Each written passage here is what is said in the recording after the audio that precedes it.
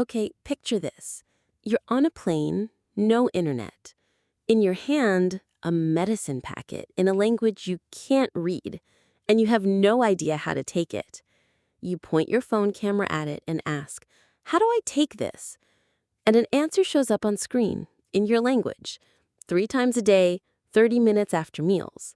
It's like asking a chatbot, except this one looks at the photo to answer.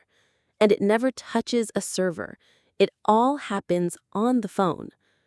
What pulled this off is a 1.3 billion parameter AI, 100 times smaller than the big models everyone's talking about. Released May 2026 by OpenBMB, MiniCPM-V 4.6. But today, I'll keep the spec bragging short. What you really want to know is, what can it actually do? And should you be using it? We'll crack open the official demos one by one and tell you who this is for and who it isn't. Quick rundown. 4.6 is a multimodal model, basically a text-only AI that's been given eyes. Now it sees photos, documents, and video. Size, 1.3 billion parameters. Quantize it to 4-bit, and it runs on a phone in 2 to 4 gigabytes. The license is Apache 2.0, code and weights, fully open, completely free. That's the spec sheet. Now for the real question. What does it do? We pulled 4 official OpenBMB demos, untouched. They all work the same way. Feed in a photo or video, ask a question, and the answer comes back as text, like a chat. First, handwriting. Point the phone at a page of messy, handwritten notes, and 4.6 reads the whole thing and transcribes it to text. Handwriting, not print. If there's a formula in there, it formats that too. That's the iPhone demo. Second, a boarding pass. Show it a plain boarding pass and say, pull the flight info into JSON, and it lays out the flight number, destination, and seat as clean, structured data. Scattered info on a photo turned into a tidy data set.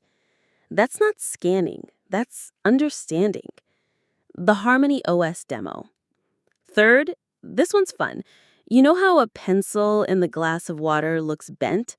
Show it that photo and ask, why does it look like this? And 4.6 answers, it's not actually bent. Light refracts as it passes between media of different density, like water and air, so the pencil looks bent. It goes beyond reading text. It explains what's happening in the picture. The Android demo. Fourth, video. Feed it a soccer match clip and say, follow the timeline, describe the on-screen text and scene changes. And instead of a still frame, it reads the flow. All 4. This tiny model on a phone with no internet. And it's not just self-promotion. On the Independent Artificial Analysis Index, among similar-sized models, it landed in the top tier, 13 points, 3rd out of 28. So is it just a polished demo? For now, the answer is no.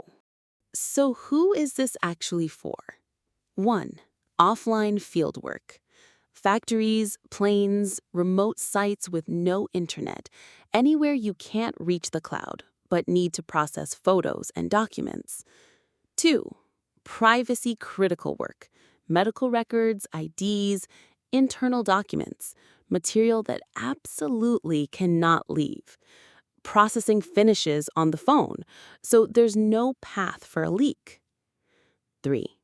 App developers.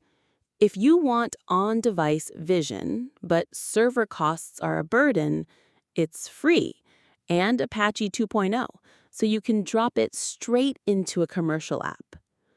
4. Low-spec environments. It runs in 2 to 4 gigabytes, so you can experiment without expensive hardware. The common thread? Situations where you can't, or don't want to, send things to the cloud. There, this phone-sized eye is just about the only option. Now, honestly, the cases where this isn't the answer: 1.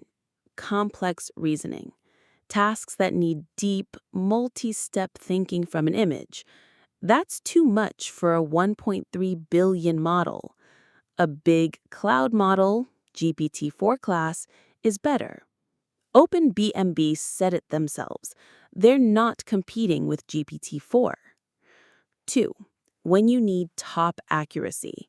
Faint text, fine detail, small models get it wrong. For things like reading medical scans, where one mistake is critical, don't use it. 3.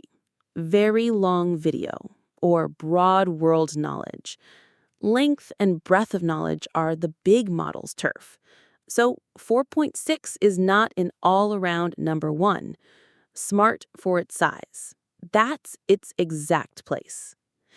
All right, to sum up, one sentence does it.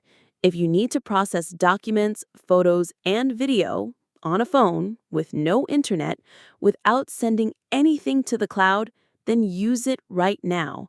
It's free, you can get it today, and nothing in this size class beats it. On the other hand, if you need complex reasoning or top accuracy, use a bigger model. MiniCPM-V 4.6 isn't a model that flips the world over. It's a model that does what's possible at a small size, accurately in a small body. Want to try it yourself? The code is on GitHub. The model is on Hugging Face. Too much hassle to install? There's an official demo on Hugging Face where you upload a photo and test it right away. The links are all in the description. If this helped you decide, hit subscribe. We'll crack open the next model the same way. This was Nova Relay. That's it for today. This was Nova Relay. If this video helped you, hit subscribe and turn on notifications to catch the next one. We'll be back with more AI fact check.